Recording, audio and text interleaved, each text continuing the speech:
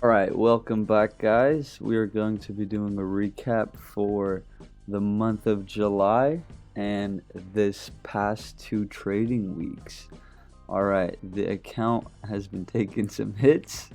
I've not been performing as well as I should be. We'll go over the trades exactly. So in the past 2 weeks, we have taken 10 trades for a loss of $130. Alright, we started off with 3 losses in a row. Had a win, another 3 losses in a row. Very nice. Took a small swing trade on A-Bus and Kern, just trying to test out somewhat of a swinging strategy or the way to find higher probability swing setups. But yeah, just took 20 shares in each of those, just trying to see how the setup is going to play out. We'll see how those go, and just also on this, testing out a pattern, seeing what that can possibly play out to. So yeah, those are the open positions there. We'll go look at the first trade of the week, which was the 20th. That was this trade right here for a loss of $31. I think, bad trade. Should have waited for the first 5 minutes, first 10 minutes, whatever it might be. I should have waited for trade direction. Too eager. Should have saw that it was under VWAP. My entry was literally right under VWAP. I don't know what I was thinking. Clearly wasn't. And when I should have gotten here on the pullback, I don't know, I should have looked at the volume a little bit. I don't know, a lot of wrong things with this trade. I think I was just eager because SRNE had been putting up some crazy runs and just some pretty wild activity the past couple trading sessions. So I think that kind of blindsided me and gave me a false sense of expectation. And very bad trade. And the levels were actually like really good levels, because later on in the day you could see if I would have replayed the same trade, that would have been a killer setup right here. But completely bad trade, terrible. Moving on to IRMN for a $50 loss. Okay, let's look at that one. Once again, jumping in very, very quick, not waiting for true direction. I think I'm just eager. I think I was anticipating a cup and handle setup type deal where this was going to curl back and retest that 2288 area, or just, false expectations, just dumb. I'm glad I got out quick though, because after it consolidated here and tried to retest that 1950 level like 1, 2, 3 times, it completely broke down. So I'm glad the stop loss worked there. I had $1 stop loss, I believe. $2 take profit, $1, 1 for 2. It was a bad trade. Moving on, I took a trade on SLV. This one, I'm an idiot. Made me really upset.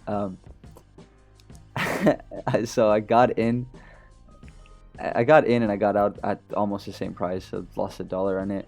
I think I got in, with 2065, I got out like 2064.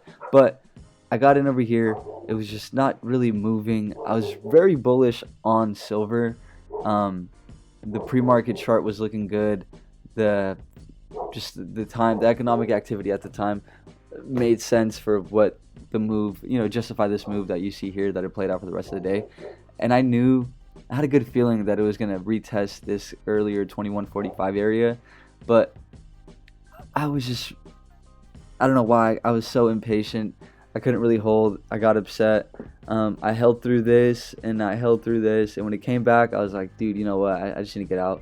And I got out here only for it to I was so upset just looking at this, continually looking at this on the chart on my secondary monitor, looking at it on the backup, and I was just like, wow, I'm an idiot for getting out. I should have just held it. But yeah, I could have had a clean $1 stop at 1965. I don't know what I was thinking. Once again, I clearly wasn't. I should have just let the trade work out. I just very impatient with this one. I 100% deserve that. Yeah, this gave me so much FOMO. Once it was up here, I was like, no. Yeah, but thank God I didn't jump back into it. Next trade was on Mist for a $29 winner. Very small compared to, come on, these two L's. That's terrible. Mist right here. All right. What did I do? I had got in at 819, got out at 845 right here. 819 entry with 100 shares. Very nice. Bang, bang. That was a cool, nice trade. Whatever. I should have had more faith in the setup and took in bigger size since it was over VWAP. It was setting up nicely. I could have maximized that gain. But also, these played out to these levels very nicely for the day. This would have been a great entry. Yeah, Mist had set up for a really good run. And considering where it was like 3 or 4 months ago, phenomenal run for a stock like this. Yeah, I definitely could have capitalized a lot better on this, but whatever. $29 winner, I'll take it, I guess. Although I could have, yeah, I should have maximized the profits from this trade, but it happens. Next trade was on Riot. Okay, another loss. Terrible. Oh, these are the trades from TradeStation. Yes, really nice. Absolutely fucking idiot on this one as well. I was anticipating a breakout here. I waited, got some confirmation, but it was too much confirmation, which has been a problem of mine. So I literally got in at the top, sold at the bottom. Complete amateur mistake. 100% just dumb. Entirely deserved this $16 loss. Thank God it wasn't bigger. But yeah, just dumb. Absolutely dumb. And then once again, the same problem on SNDE. Anticipating the breakout here. It was a nice descending triangle. Too much confirmation. I was green for a little bit of the trade, and I was expecting a test of like the 460s again. But yeah, those are all just pipe dreams, just stupid. And I cut, yeah, dumb. Another $32 loss here on the TradeStation. That one hurt. And then on Riot here, oh my God, I was so upset on this one. I thought I was gonna hold the VWAP and bounce off of it.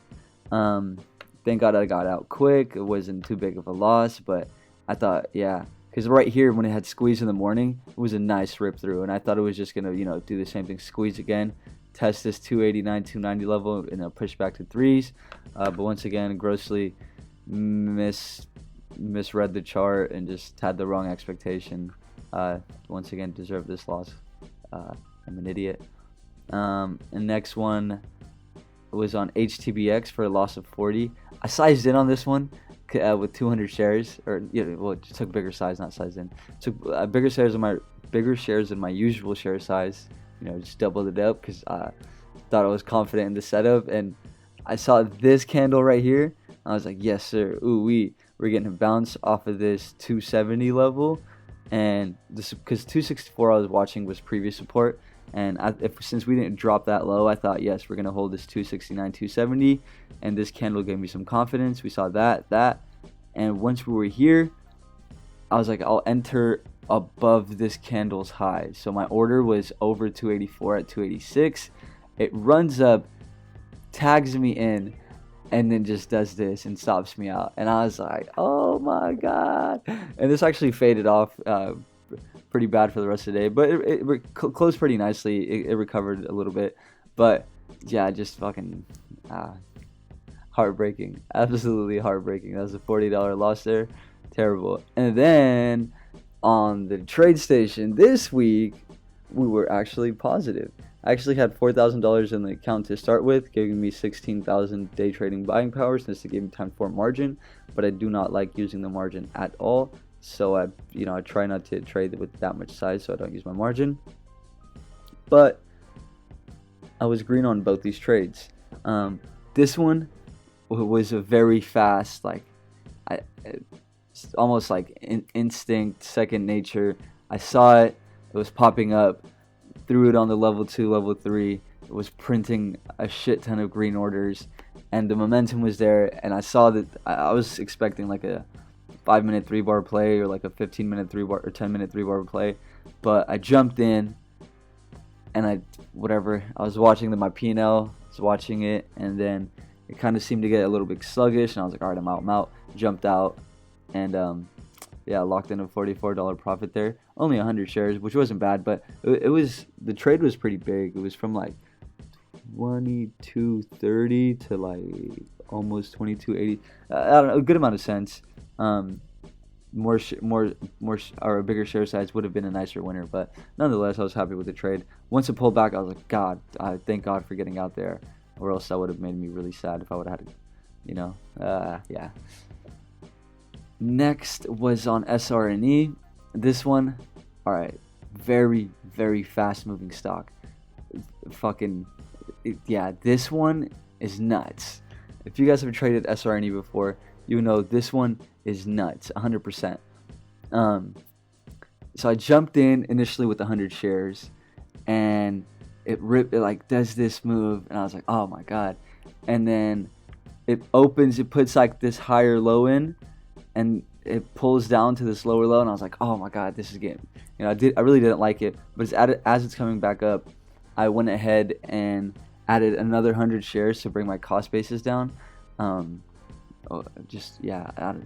don't know why exactly what my train of thought was at that minute, but I was like, I just need to get my cost basis down a little bit, and I honestly should have bought at the 960 or like 970, or a little lower, but nonetheless got in, and it was moving really fast. It was getting stuck at weird levels. I was watching it on like the time and sale, so it was just being very weird, very jumpy. So I got scared, and I sold. And then the next candle, it rips, and it makes this move, and I was just like, oh my God, it ran without me. But regardless, whatever, it was a $15 profit. I'm happy it wasn't a loss. But this one, yeah, I was just, yeah, made me definitely a little FOMO was creeping in, and I was like, dude, should I jump back in? I'll jump in at 10, but thank God I didn't, because I thought this was going to be a pullback, jump in at 10, and it broke down a little bit. But regardless, I was happy with the 2 trades on my TradeStation account. I have about like 3,800 in it, so I'm down $200 on that account. Yeah, not the best week, didn't put up the best performance. We can look at my whole month of July and see what we have done. About 29 trades, down 110. You can see how that versus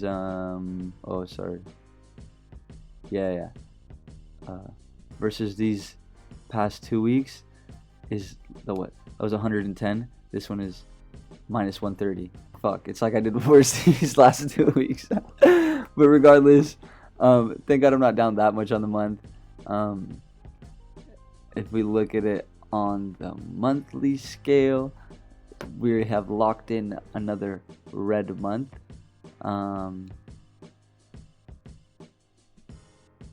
Yes, sir. That's 3 red months in a row.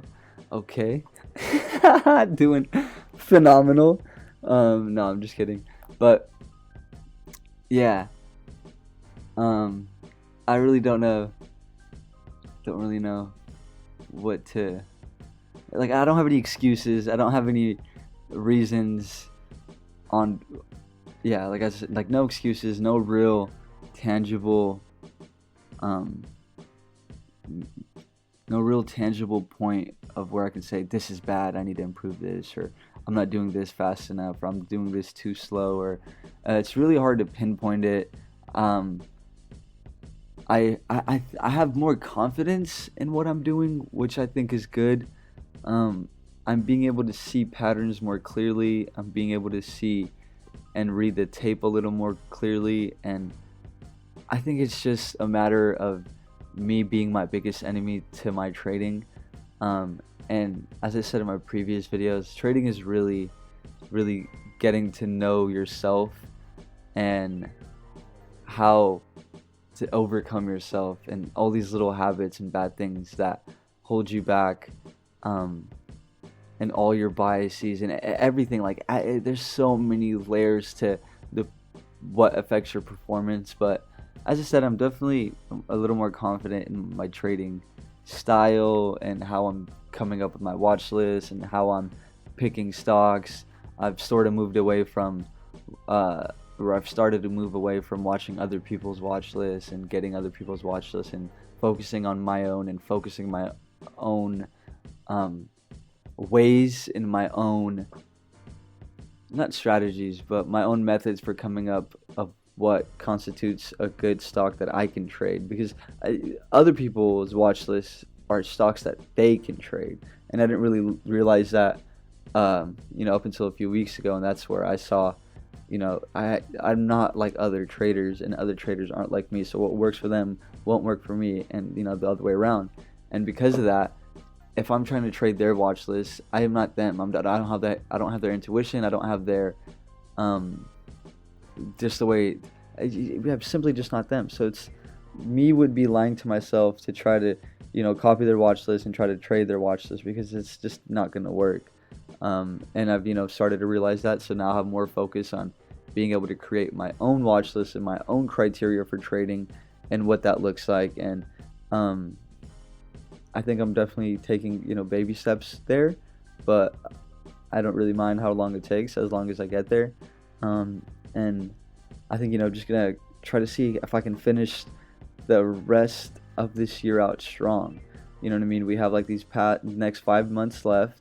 And I don't really care if I'm up $10 in August or up 400 or 1,000.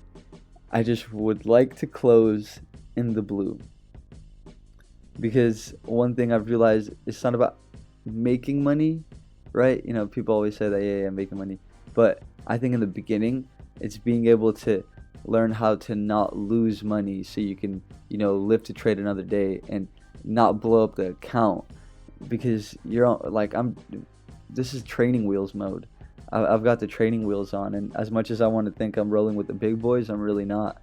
And the more I think that, the more it'll hurt me. So I have to just tread in the water lightly. I got a doggy paddle to stay up until I really learn how to swim in the deep end, and until then, I think my biggest concern should be to not lose my money and not lose the account. I'm not saying be like a scaredy cat and not take risks, but take very calculated risk and have a very methodical approach to how you're going to consistently be profitable. And I think I'm getting there. As I said, it's going to be a long process, a long journey, but as I said, we have these next 5 months, and I would really like to put up some more blue on here.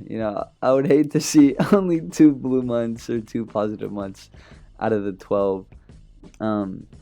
Yeah, if I can, so what, we're 1, 2, 3, 4, 5 red, okay, 2 blue, 5 more months. All right, if I could put up at least 3 out of the 5 months I finish positive, I think that would be a great turnaround and a great goal. See if you guys can hold me to it, or if I can hold myself to it. But nonetheless, I think, oh yeah, I was going to show you guys this as well. The account, yep, look at that, terrible. We were at, yeah, terrible. And this one, I had some, yeah, you see this? Yup. These are those contracts just slowly eating away at me. I got some, I'm just trying to learn the ropes with the options, and you can see these are really cheap fucking contracts. But nonetheless, they are just slowly eating into my account. But I don't really mind. That's the price I'm paying to learn how they work. And simming it is one thing, and I'll take the paper trades, but it just doesn't have the same feeling, and you can't really pay attention to it as much when there's not really we don't have skin in the game, so having these cheap contracts and buying them and seeing how the pricing works and seeing how the time decay works and seeing how the market makers price in the volatility and the IV and the IV crush and blah blah blah, the whole shebang with fucking options. This is allowing me to get my feet wet in the options world, so I don't really mind that I'm kind of just, yeah. Hey, this was nice though, huh? Woo! No, I'm just kidding. But regardless, this account is a work in progress, and it will be. This is also a work in progress, and it will be. I'm trying to build out some long positions. The CSQ gives you monthly dividends, which is pretty cool. Whatever, got 20 shares. Snapchat shouts out the trading fraternity, and the cult baby shouts out to Chad for putting us on to the Snapchat gang and the Snapchat in the long term. I'm going to try to set this up for a dividend portfolio, and stop trading in this, because you can see clearly the boy, it just takes L after L. But regardless, yeah, long-term drip account on here, get nice with the options on here, and the TradeStation is going to be the, the fully loaded, top of the top day trading machine. Yeah, and that'll let me preserve this amount, and hopefully we can get it to that 25k, baby. Come on, sooner than later. That's the goal. $1 in a dream. No, 13k in a dream. No, I'm just rambling at this point. All right, thank you guys so much for being here and giving me your time. Hopefully I can turn things around in August and it's a better month for the kid. You know what? I'll share with you guys this. I was doing some macro analysis on just everything, kinda. So you have the SPY here. All right. No, you don't. I'm an idiot. You have gold right here. Okay, let's make this a little simple for you guys. Take that away. Take this away. All right. This is M2. For all the economist nerds, blah blah blah. You can look up M1, M2, M3. They all look the same. Damn near. All right, and you have velocity of M2, right? I've highlighted the, past 3 crashes. Nice. I was gonna do the current one we're in, but we're still in it, so I didn't want to, put a mark. Yeah, whatever. Didn't want to do that. Forget about it. Regardless, if you can see what the money supply has been doing, right? Kind of plateaued here, blah, .com crash, whatever, tech bubble, boom, bang. And then I think this is what's really interesting. In every sort of crash, you see a contraction in the velocity of money, which would make sense, right? Okay, and following it, when we are getting out of the crash, it seems that the velocity of money gets pumped up. Very nice, right? So stimulus is coming in, and we kind of flatline, but right here, bang, very nice, right? But as we come into this crash, you can see velocity was already decreasing, right? But here it takes a sharp decrease. Woo. All right, stimulus comes out after, the money base is still growing, and we get another nice, what would have looked like, continuation and a push in the velocity money. But it runs straight into the 07, 08, 09 recession, housing crash, global financial crisis, Great Recession, whatever the fuck you want to call it, right? Nasty contraction. And yeah, but this point is really interesting because after that, it looks like as this is growing, right, and this is the most recent COVID pump, if you will, just insane amounts. Look at this, just fucking pumping this bitch.